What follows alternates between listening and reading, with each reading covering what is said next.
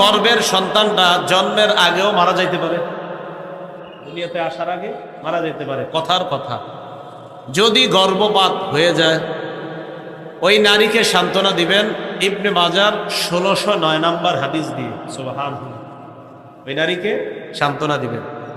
عن معاذ بن جبل رضي الله تعالى عنه قال قال رسول الله صلى الله عليه وسلم মুআজ ইবনে জাবাল রাদিয়াল্লাহু তাআলা আনহুর বর্ণনা, আল্লাহ রাসূল সাল্লাল্লাহু আলাইহি ওয়াসাল্লাম বলেন, ইন্নাস সিকতালা ইয়াজুরু উম্মাহু বিসারিহি ইলাল জান্নাহ, গর্ভপাত হওয়া সন্তান তার মাকে নাভি দিয়ে পেঁচিয়ে জান্নাতের দিকে দৌড় দিবে।